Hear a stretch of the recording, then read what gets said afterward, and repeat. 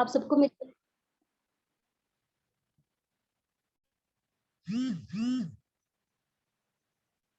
عزیزان آپ کو میری آواز آ رہی ہے؟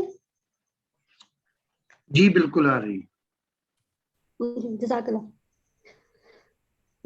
شروع کرتی ہوں پروردگار عالم کے نام سے جو بڑا مہربان نہایت رحم کرنے والا ہے. درود و سلام ہو محمد و آل محمد پر. برائے ظہور امام زمان بلندتر صلوات.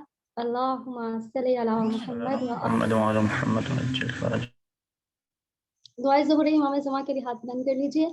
اللہم کل علی ولیک الحجت ابن الحسن صلواتک علیہ وعلی آبائہ فی هذه الساعة وفی کل ساعة من ساعة واللیل والنہار ولیا وحافظا وقائدا وناصرا ودلیلا وعینا حتی تسکنہ ارضک طوعا وتمتعہ فیہا طویلا برحمتک یا ارحم الراحمین. اللہم صلی علی محمد و آل محمد وعجل فرجهم اجمعین. اس دعا کے ساتھ کہ پروردگار عالم قائم آل محمد امام زمان کے ظہور میں تاجیل فرمائے. خدا کے نام سے نشست کا ہم آغاز کرتے ہیں. وہی مالک ہے، ہم اس کے کرم پہ ناز کرتے ہیں. آغاز ہو نشست کا قرآن کی تلاوت سے، مسرور دل مومن ہو اس کی حلاوت سے. میں دعوت خطاب دینا چاہوں گی قاری منظوم حسین حیدری صاحب کو کہ وہ آئیں اور قرآن کی تلاوت سے ہمارے قلوب کو منور کیجیے. اعوذ باللہ من الشیطان الرجیم. بسم اللہ الرحمن الرحیم. انا اعطیناک الکوثر فصل لربک وانحر ان شانئک هو الابتر. صدق اللہ العلی العظیم. اللہم صل علی محمد وآل محمد وعجل فرجهم.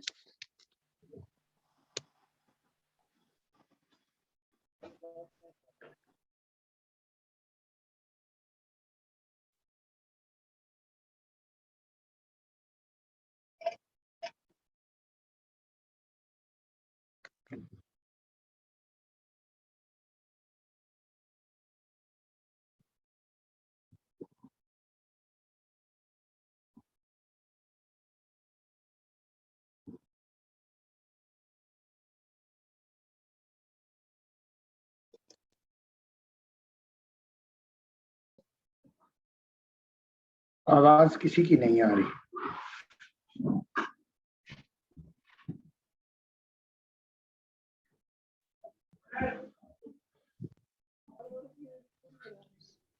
السلام علیکم ورحمۃ اللہ وبرکاتہ. وعلیکم السلام ورحمۃ اللہ. امام زمانہ رضی اللہ فرجہ الشریف کے حوالے سے منقبت کے چند اشعار آپ لوگوں کی سماعتوں کے نظر. بھی جاؤ امام زمانہ، بھی جاؤ امام زمانہ، بھی جاؤ امام زمانہ، بھی جاؤ امام زمانہ.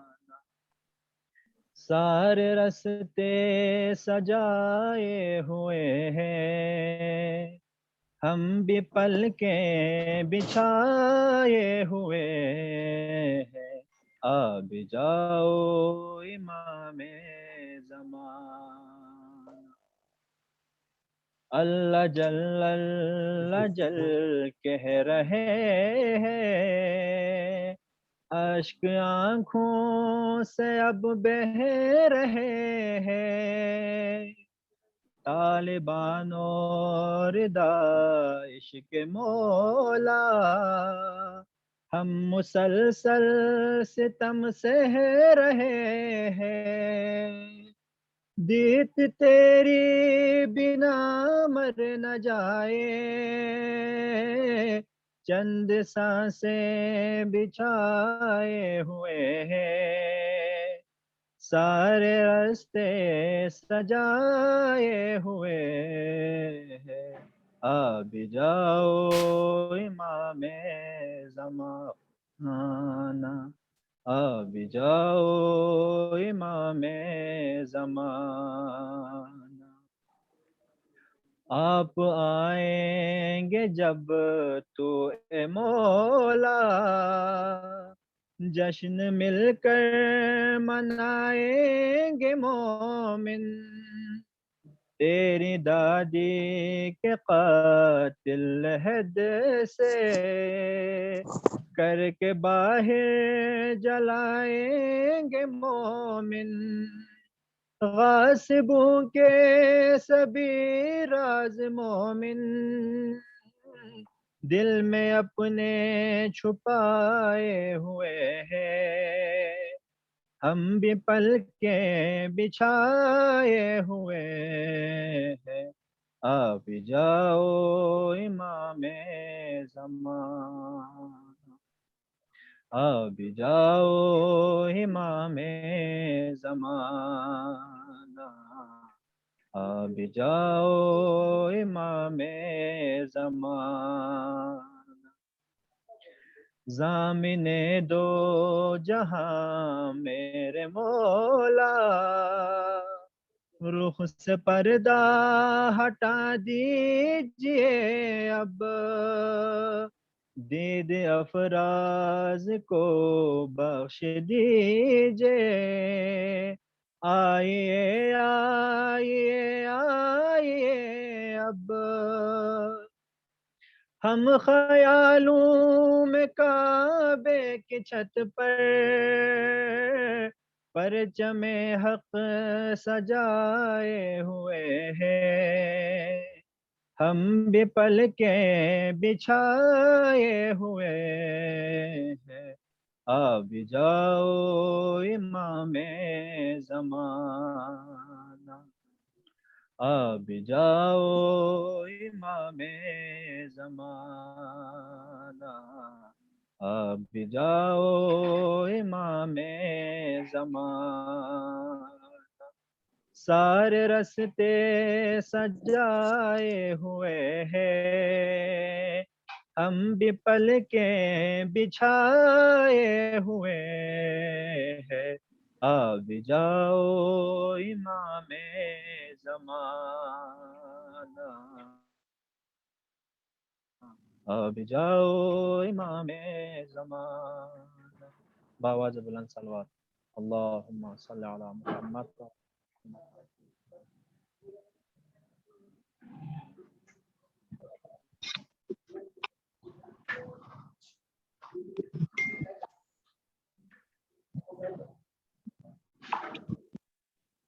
اللہم صلی علی محمد وعجل فرجہم اجمعین۔ یہ ہمارے ساتھ محمد رفیق انجم صاحب، آپ کی نہایت ممنون و مشکور ہوں برادر۔ عزیزان امان، آپ کو میری آواز آ رہی ہے؟ جی بالکل، آواز کلیئر ہے، جی آواز کلیئر ہے۔ اب میں دعوتی خطاب دوں برادر سید انجم رضا صاحب، آپ آئیں اور ہمارے سامنے لکھنے والوں کی رہنمائی کیجیے کہ آج کے دور میں اہل قلم کی کیا ذمہ داریاں ہیں۔ اعوذ باللہ من الشیطان الرجیم، بسم اللہ الرحمن الرحیم۔ میرا خیال ہے میں پہلے بھی آپ کی غیبت کی فائدہ اٹھا کے بھی میں نے سما خراشی کی ہے ہمارے جو موجود حاضرین ہیں، تو اچانک ہی آپ نے مجھے جب موضوع کا بتایا کہ اہل قدم کی ذمہ داریاں، تو میں خود بھی ایک طالب علم تھا، مجھے جہاں تک معلومات تھی یہ ایک ہمارا تعارفی سیشن تھا، تو بہت سے اب آپ مجھے جانتے بھی ہیں، جو نہیں بھی جانتے تو جیسے میرے نام سے ظاہر ہے کہ سید انجم رضا میرا نام ہے، اور لاہور میں رہائش پذیر ہوں میں، اور امامیہ اسٹوڈنٹس آرگنائزیشن پاکستان سے تربیت یافتہ ہونے پہ ایک فخر اور خدا کا شکر ادا کرتا ہوں کہ مجھے میرا تعلق امامیہ اسٹوڈنٹس آرگنائزیشن سے اوائل عمری سے لے کر اور اب تک میں سابقین امامیہ ہونے میں فخر محسوس کرتا ہوں۔ بہت سے قومی امور اور بہت سے ملی امور میں بھی مصروف کار رہا، لیکن زیادہ تر ISO کو اپنے لیے وجہ شناخت اور وجہ تعارف کو زیادہ محترم جانتا ہوں، اور اس کی 2-3 وجوہات ہیں۔ ایک تو یہ وجہ کہ میں نے خود ISO سے اتنا کچھ سیکھا کہ جب 80 کی دہائی میں ISO میں شامل ہوا تو اس وقت میں بھی ایک عام طالب علم جس کا کہا جا سکتا ہے کہ اس وقت جو عمومی نظریات تھے قومیت پرستی کے اور دیگر جسے کہہ سکتے ہیں ملک میں لبرلزم اور کمیونسٹ تنظیمیں تھی، NSF PSF DSF، اور اگر اسلامی حوالے سے غیر شیعہ تنظیمیں تھی وہ انجمن طلبہ اسلام، جمعیت طلبہ اسلام، اسلامی جمعیت طلبہ، جمعیت طلبہ اہل حدیث، اس قسم کی تمام تنظیمیں۔ تو ایسے میں ہمیں ISO جیسی نعمت میسر ہوئی جس سے 2-3 میں، کیونکہ میں گفتگو کا ابتدائیہ یہیں سے باندھنا چاہوں گا، آپ تمام نوجوان بچے بچیاں ہیں تو میری خواہش ہوگی کہ میں پہلے اپنے مکتب کا تعارف کراؤں۔ مکتب سے مراد ہے اپنی اس ماں کا یا اپنے اس گود کا کہ جس نے مجھے جسے کہہ سکتے ہیں اس پورے مکتب اہل بیت کی حقیقی تعارف اور اس کے ساتھ وابستہ ہونے کا حقیقی جذبہ عطا کیا، اور وہ ISO ہے، امامیہ اسٹوڈنٹس آرگنائزیشن۔ بہت سے زمانے کی گردشیں اور وقت گزرتا آیا، پھر ISO میں یونٹ سے لے کے مرکز تک مختلف ذمہ داریوں پہ کام کیا، جس میں ملتان ڈویژن اور لاہور ڈویژن میں، پھر لاہور میں آ کے شہید ڈاکٹر محمد علی نقوی، خدا ان کے درجات بلند کرے، بلکہ وہ ہم سب کے لیے شفاعت کا باعث ہیں۔ حدیث ہے کہ شہید شافع بھی ہوتا ہے، تو ان کے ساتھ یا ان کے زیر سایہ کام کرنے کا بہت موقع ملا، اور زندگی کا وہی ایک ٹرننگ پوائنٹ تھا کہ جس میں ڈاکٹر صاحب شہید کی شخصیت سے شروع میں بالکل وہی ایک فرد سے متاثر ہوئے تھے، لیکن جب ڈاکٹر صاحب کے قریب گئے تو محسوس ہوا کہ ڈاکٹر صاحب ایک فقط فرد نہیں ہے، خود اپنی ایک ذات میں لفظ بہت چھوٹے ہیں۔ میں جب ڈاکٹر صاحب کا ذکر کر رہا ہوں، یعنی اب انہیں میں انجمن کہوں، تنظیم کہوں، تحریک کہوں، تو یہ ان کی شخصیت کا احاطہ نہیں کر سکتے ڈاکٹر صاحب کا۔ ڈاکٹر صاحب بہت بڑے انسان، پاکستان کے اگر میں فی الوقت کوئی مثال دے سکتا ہوں تو آپ کو بھی گزارش کروں گا، کیونکہ میری ذمہ داری ہے، مجھے گفتگو بھی اہل قلم کی ذمہ داری ہے، ڈاکٹر مصطفیٰ چمران کو ضرور پڑھیے گا۔ یہ وہ عظیم انسان تھے کہ جنہوں نے ایران سے زیادہ لبنان کے اندر اسلامی نظریہ اور مکتب اہل بیت کی حوالے سے کام کیا، اور پھر انقلاب آنے کے بعد آپ تشریف لے آئے اور پھر مسلط کردہ جنگ میں حصہ لیا۔ تو ڈاکٹر صاحب شہید ڈاکٹر محمد علی نقوی کی شخصیت بھی کچھ اسی انداز کی مکتبی تھی، اور خصوصیت کے ساتھ عزیزان آپ لوگوں کو ولایت فقیہ 30-35 سال کے بعد، یعنی باقاعدہ ایک جوان ولایت فقیہ، اور جب ہم تھے تو 79 میں انقلاب آتا ہے اور 80 کی دہائی، بلکہ میں ISO سے تو آشنائی تقریباً 78 سے ہو چکی تھی بطور اس زمانے میں جو محب کا ہوتا تھا، لیکن ہم لوگوں نے ولایت فقیہ کو باقاعدہ اسٹڈی سرکل، نشستیں، مختلف مباحث، کیوں ہمارے پاس اس وقت یہ سوچ اور نظریہ بہت تشیع میں اس وقت کی کہ ہمارا حکومت سے، نظام حکومت سے یا سماج میں ہونے والے کاموں سے کوئی تعلق نہیں ہے، ہم مکتب اہل بیت سے تعلق رکھتے ہیں۔ ہم فقط اور فقط یعنی 2 قسم کی سوچیں تھی، ایک وہ تھی وہی جو کہ ہم نماز، روزہ، حج و زیارات، کیونکہ زیارات اس وقت مشکل ہوتی ہیں، یہ تمام تر اعمال شرعی کو انجام دیں اور ایک اچھے مومن اور انسان بن کر اپنی زندگی گزاریں، ہمارا معاشرے کے باقی امور سے کوئی تعلق نہیں۔ ایک یہ طبقہ تھا، اور ایک وہ طبقہ تھا جو فقط یہ سمجھتا تھا اس کے ساتھ ساتھ ہم عزاداری جیسی نعمت سے رسمی طور پہ بہرہور ہوں۔ ہر سال عزائے محرم وہ بڑے بھرپور انداز میں برپا کرتا تھا، تو میرا اپنا تعلق انہی طبقے سے تھا کہ ہم عزا و عزاداری کو فقط گریہ مہن اور اس کے ساتھ ساتھ فیسٹیو انداز، فیسٹیو میں ان معنوں میں کہ ہم بہت سے لوگ یکم محرم سے لے کے 9 ربیع الاول تک اکٹھے رہتے تھے، بہت سارے امور سے انجام دیتے تھے، لیکن امامیہ اسٹوڈنٹس آرگنائزیشن نے ہمیں اور انقلاب اسلامی یعنی कुर्रे अर्ज पे इनकलाब इस्लामी एक ऐसा जीता जाता जागता मॉडल बनकर उभरा 80 की दिहाई में कि जब तशय्यो आलमी सतह पे अपनी पहचान ख़ुसूसन बर्रे सगीर पाकिस्तान में फ़कत इबादती और रस्मी और अज़ाई पहलू रखी। ये 3 पहलू, हम इबादत करते थे, हम अज़ादारी करते थे और हम इन तमाम अमूर को रस्मी, और यकीनन मैं ये नहीं कह रहा कि वो गलत थे, वो भी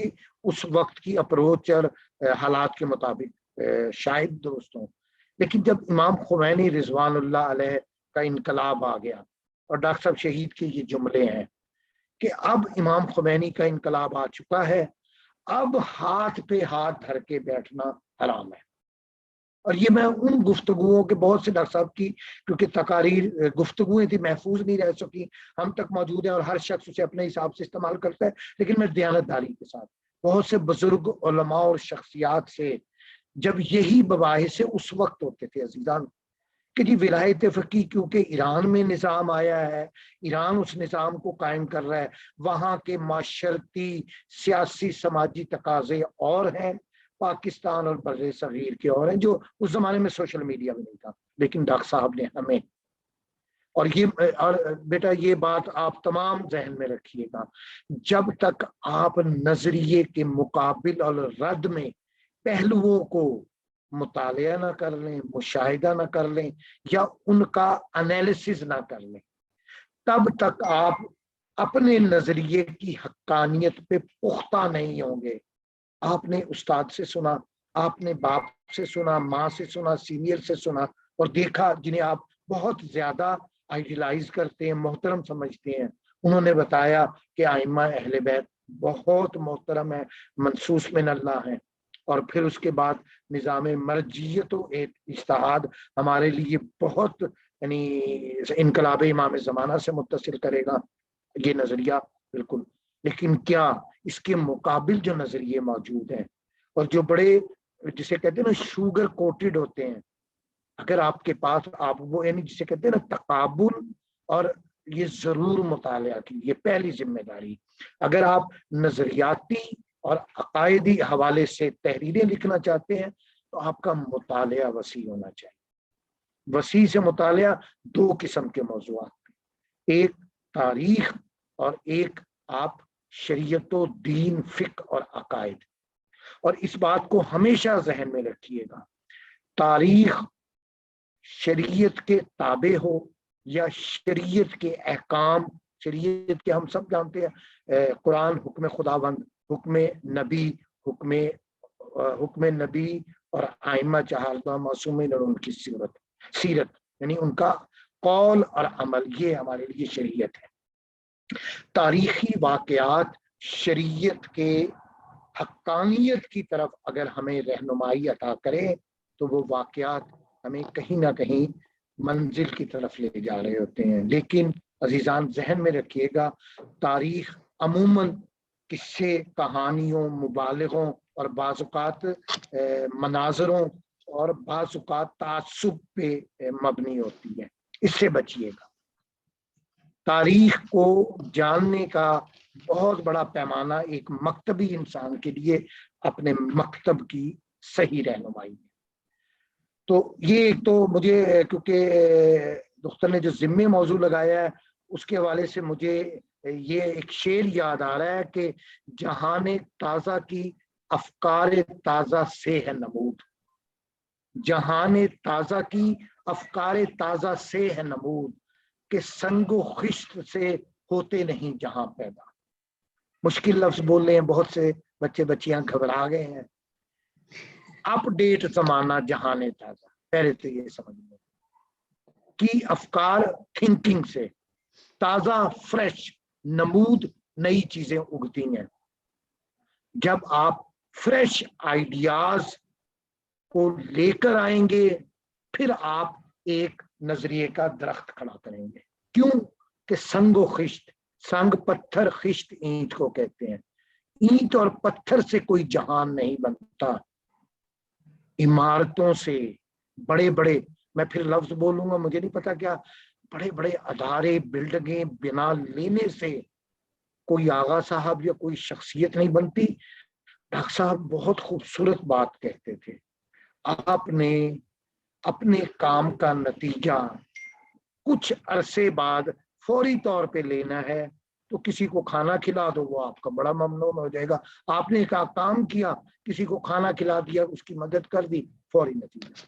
کچھ عرصے بعد لینا ہے, 5 سال 10 سال بعد آپ درخت لگائیں, شجر کاری کریں. تیسری بات ڈاکٹر صاحب کہتے تھے, اور اگر آپ چاہتے ہیں آپ اپنے کاموں کا نتیجہ ہمیشہ کے لیے پائیدار لیں تو آپ انسان تیار کریں, افراد تیار کریں.